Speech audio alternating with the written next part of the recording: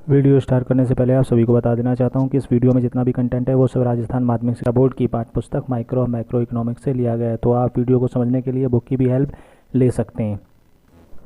Class 12 subject economics, chapter number 2। Topic name है MRS या फिर प्रतिस्थापन की सीमांत दर या मार्जिनल रेट ऑफ सब्स्टिट्यूशन। यह आपकी बुक में देखिए इस तरीके से प्रतिस्थापन की सीमांत दर मिल जाएगी। अब ये होती क्या है इसके विषय में हम चर्चा करेंगे, इसको हम अर्थ को समझेंगे और इसको किससे निरूपित करते हैं ये भी समझेंगे, और यह किस चीज़ को बताती है या तटस्थता वक्र में ये किस चीज़ को निरूपित करती है इसके बारे में भी हम चर्चा करेंगे। ये देखिए लिखा हुआ भी है, ध्यान से देखेंगे। MRS marginal rate of substitution, प्रतिस्थापन की सीमांत दर। अब इसको अर्थ क्या है लिखा है, यह वस्तु y की उस मात्रा को प्रकट करती है जिसे उपभोक्ता या ग्राहक वस्तु x की एक अधिक इकाई उपयोग करने हेतु त्यागने का इच्छुक होता है। फिर से सुन लीजिए, यह वस्तु y की उस मात्रा को प्रकट करती है जिसे उपभोक्ता x की एक अधिक इकाई को प्रयोग करने हेतु त्यागने का इच्छुक होता है। यानी कि अगर हम दो वस्तुएं लेते हैं तो दूसरी वाली वस्तु में जो कमी हम करेंगे उसका प्रभाव पहली वाली वस्तु का एक अधिक बढ़ने पर होगा। या हम किसी एक वस्तु में को बढ़ाते हैं तो उसके कारण जो दूसरी वस्तु में कमी होगी वह मात्रा सीमांत दर प्रतिस्थापन की कहलाती है। तो ये इसकी एक परिभाषा थी। यह देखिए नीचे लिखा है, नीचे वाली लाइनों में, यह ग्राहक की उस इच्छा को बताती है जिस कारण वह एक वस्तु के अधिक उपभोग के बदले दूसरी वस्तु की कुछ मात्रा को त्यागता है। फिर से सुन लें, ग्राहक की उस इच्छा को बताती है जिस कारण वह एक वस्तु के अधिक उपयोग के लिए दूसरी वस्तु की कुछ मात्रा को त्यागता है।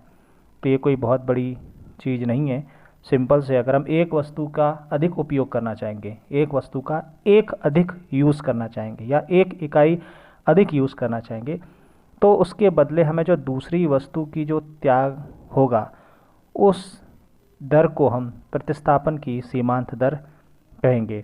तो ये हमारी प्रतिस्थापन सीमांत दर का अर्थ है। अगर अब हमें सीमांत प्रतिस्थापन की दर निकालनी है या प्रतिस्थापन की सीमांत दर निकालनी है तो उसका सूत्र क्या होता है, वो सूत्र देखिए यहाँ लिखा है, डेल्टा वाई बटे डेल्टा एक्स। जी हाँ, डेल्टा वाई बटे डेल्टा एक्स, ये प्रतिस्थापन की सीमांत दर का सूत्र है। हम जब भी कोई दर निकालते हैं तो हम भाग लगाते हैं। जैसे मान लीजिए 10 पेन 200 रुपये में आते हैं तो प्रति पेन की क्या रेट है या प्रति पेन की दर क्या है, तो आप क्या करेंगे, 200 में 10 का भाग लगाएंगे। यानी हमने भाग लगाया कि नहीं लगाया, डिवाइड किया कि नहीं किया। तो हम जब भी कोई दर ज्ञात करते हैं तो हमें डिवाइड करना होता है, इसीलिए प्रतिस्थापन की सीमांत दर निकालने के लिए हमने डिवाइड किया किसको, डेल्टा वाई बटे डेल्टा एक्स। अब ये डेल्टा वाई क्या है और डेल्टा एक्स क्या है, चूँकि मैं आपको कई वीडियो में पहले भी बता चुका हूँ कि डेल्टा मतलब परिवर्तन, डेल्टा मतलब परिवर्तन, कमी या बेसी या उतार या चढ़ाव। तो देखिए डेल्टा वाई, वाई की मात्रा में परिवर्तन बटे डेल्टा एक्स बराबर एक्स की मात्रा में परिवर्तन। यानी जब हम y की मात्रा में परिवर्तन में x की मात्रा में होने वाले परिवर्तन का भाग लगाएंगे तब हमको प्रतिस्थापन की सीमांत दर ज्ञात होगी। तो जब भी आपसे एमआरएस पूछा जाए तो डेल्टा वाई बटे डेल्टा एक्स। और एक ख़ास बात ध्यान रखें, इसको हम जब ज्ञात करते हैं तो इसके आगे माइनस लगाते हैं। माइनस इसलिए लगाते हैं क्योंकि यह ऋणात्मक ढाल को बताती है, तटस्थता वक्र के ऋणात्मक ढाल को बताती है। अब हम जानेंगे कि इसका काम क्या है। तो देखिए ये आ गई स्लाइड में, मोटे तौर पे लिखा हुआ है इसका काम क्या है। तो ये है इसका काम। आपको ये चीज़ अपनी नोटबुक में नोट कर लेनी है 101%। क्या लिखा हुआ है, तटस्थता वक्र का ढलान एमआरएस ब्रैकेट में सीमांत प्रतिस्थापन की दर को प्रकट करता है। Slope of IC show MRS marginal rate of substitution. Slope मैंने ढाल, अब ढाल कैसा होता है तटस्थता वक्र का? ऋणात्मक। ये ऋणात्मक क्या होता है मैं आपको बता चुका हूँ। या फिर अब आप इसको दूसरे तरीके से बोल सकते हैं, वो भी सुन लीजिए। वह यह, ध्यान से सुनिए, कि MRS तटस्थता वक्र के ढलान को बताता है। फिर से बोल रहा हूँ, MRS यानी कि सीमांत प्रतिस्थापन दर या प्रतिस्थापन की सीमांत दर तटस्थता वक्र के ढलान को बताती है। बार बार हम MRS बोलते हैं क्योंकि ये शॉर्ट में भी हमारे लिए दिमाग में बैठाने के लिए आसान है। तो इस चीज़ को आप नोट कर लें कि MRS तटस्थता वक्र को ढलान को बताता है, यानी जो तटस्थता वक्र की ढाल है वो क्यों बनती है, वो MRS के कारण बनती है। जो तटस्थता वक्र की ढाल है वह क्यों बनती है, MRS के कारण बनती है। इस चीज़ को और अच्छे से समझने के लिए आपके सामने एक स्लाइड आ रही है, उससे और अच्छे से क्लियर हो जाएगा। देखिए आप, देखिए तो ये देखिए आप, ये कैसे काम करता है MRS तटस्थता वक्र में कैसे काम करता है, उसके लिए ये चित्र है। आपको क्या करना है, अपनी नोटबुक में ये चित्र बनाना है और इस स्लाइड में ये जितना कुछ भी लिखा है इसको नोट कर लेना है और अब समझना है कि ये कैसे। अगर आप इसको नोट कर लोगे और फिर मेरी आवाज़ सुनोगे तो ज़्यादा समझ में आएगा, और उतना ही समझ में जब आएगा जब आप स्लाइड को ध्यान से देखोगे और मेरी वॉइस सुनते रहोगे। तो देखिए आपके सामने एक तटस्थता वक्र बना हुआ है IC, इंडिफरेंस कर्व, इंग्लिश में लिखा हुआ है IC। देखिए दो अक्ष हैं, एक y अक्ष है और एक x अक्ष है। x अक्ष पे गुड x है, गुड आप सभी जानते हैं यानी कि माल या वस्तु, गुड y यानी कि वस्तु y। अब यहाँ 1 2 3 4 5 ऊपर की ओर और 1 2 3 4 5 नीचे की ओर है। ये हमारा IC है, आपको दिखाई दे रहा है, कोई दिक्कत नहीं होनी चाहिए। अब आ जाइए जहाँ वहाँ अपने लेफ्ट साइड पे ऊपर लिखा हुआ है तटस्थता वक्र का ढालान बराबर डेल्टा वाई बटे डेल्टा एक्स। ये डेल्टा वाई डेल्टा एक्स क्या है मैं आपको पहले बता चुका हूँ उसका सूत्र।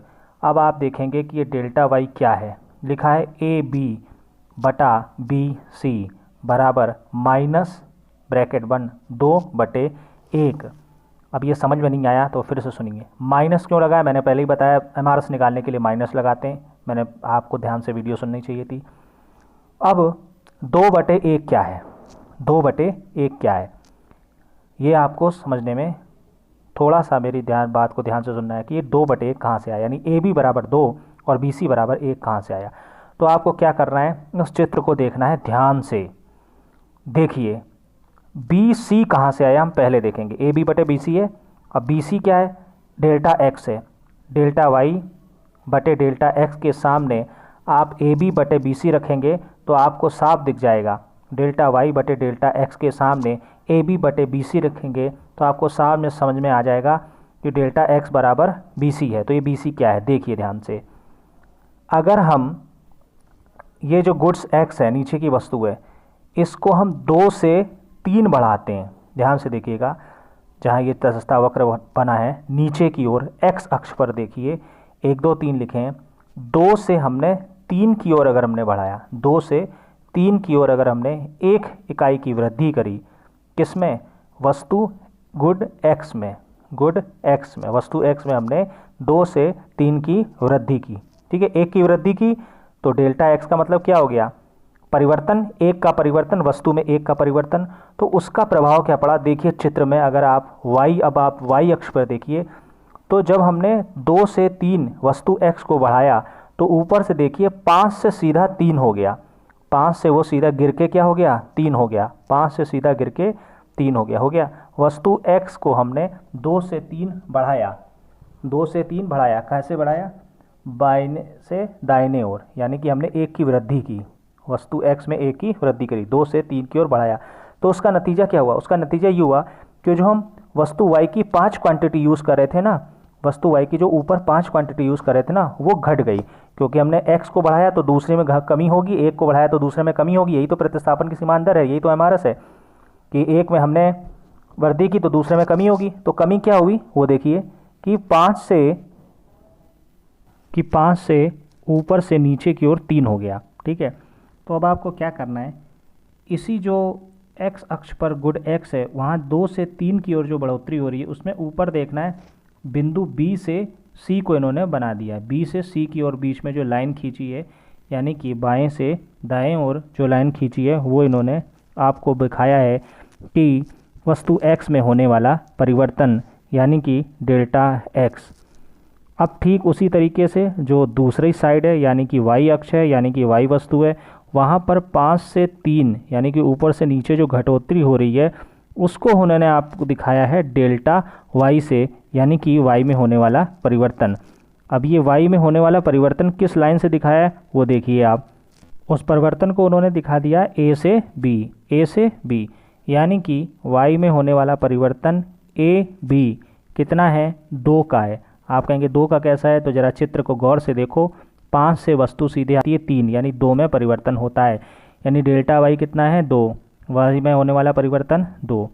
अब आते हैं हम एक्स में होने वाला परिवर्तन कितना है, एक्स में होने वाला परिवर्तन है 1 कैसे, 2 से वस्तु 3, यानी कि हमने 2 से बढ़ा करके वस्तु 3 का कंजम्पशन किया, तो परिवर्तन कितना हुआ 1 का। अब हम आ जाते हैं वापस सूत्र में। सूत्र क्या है देख लीजिए, सिंपल सूत्र है डेल्टा वाई बटे डेल्टा एक्स। डेल्टा वाई को किससे निरूपित किया, ए से बी, और डेल्टा एक्स को किससे निरूपित किया, बी सी। अगर हम डेल्टा एक्स की संख्यात्मक मान निकालें तो निकलेगा 2 से 3 यानी कि 1, और डेल्टा वाई का संख्यात्मक मान निकालें तो 5 से 3 यानी कि 2, यानी 5 से 3 यानी ऋणात्मक।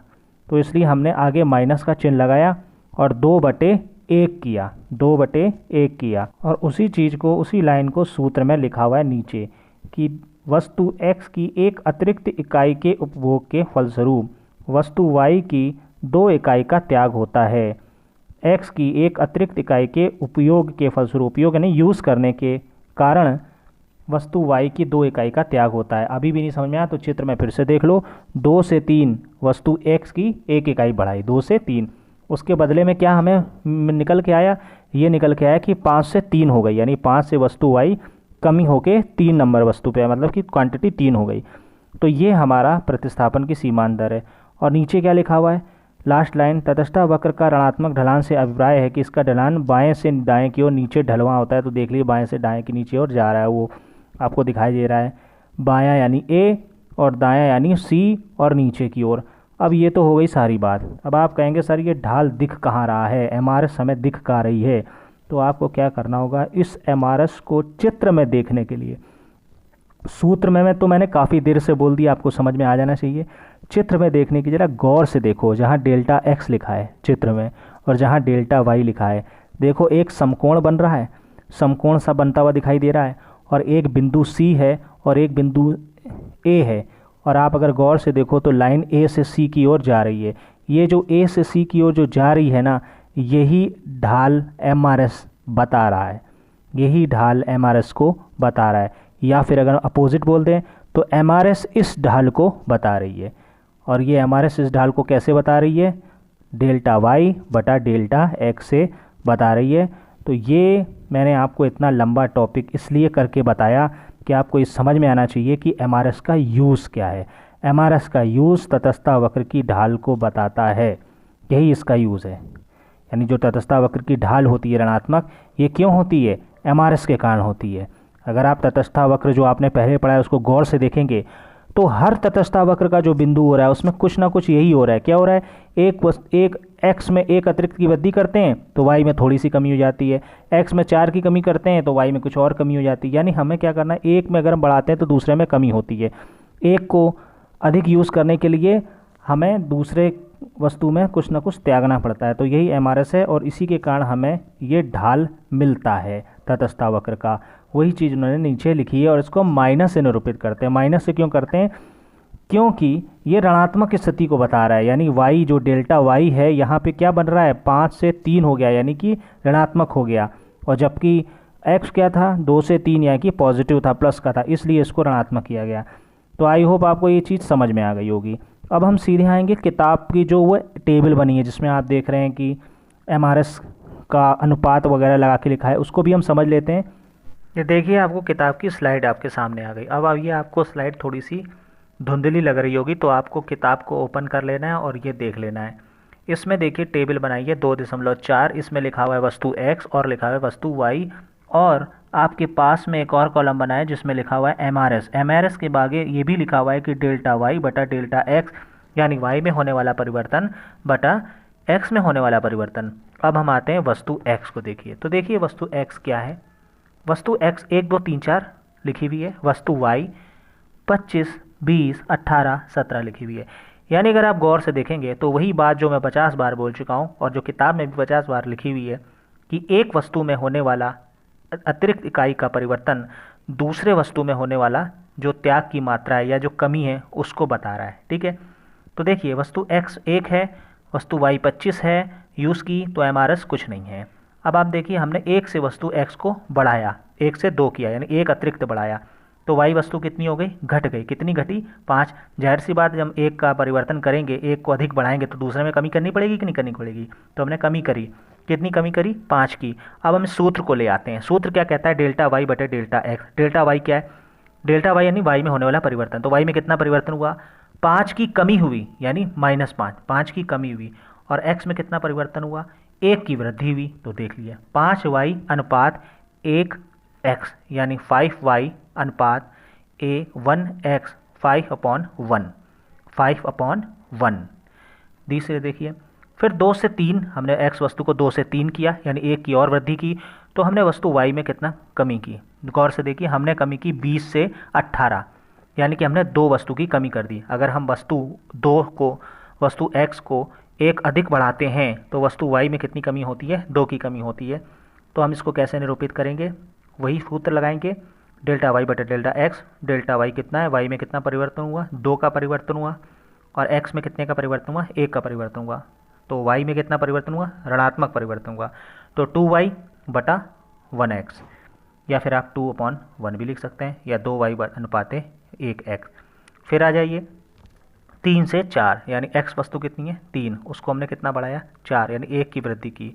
तो जब हम 1 की वृद्धि करते हैं तो y वस्तु में हमें क्या करनी पड़ेगी, कमी करनी पड़ेगी। कितनी कमी की हमने, 18 से 17, यानी 1 की कमी की। तो हम सूत्र से कैसे निकालेंगे, MRS निकालना पड़ेगा डेल्टा वाई बटा डेल्टा एक्स से।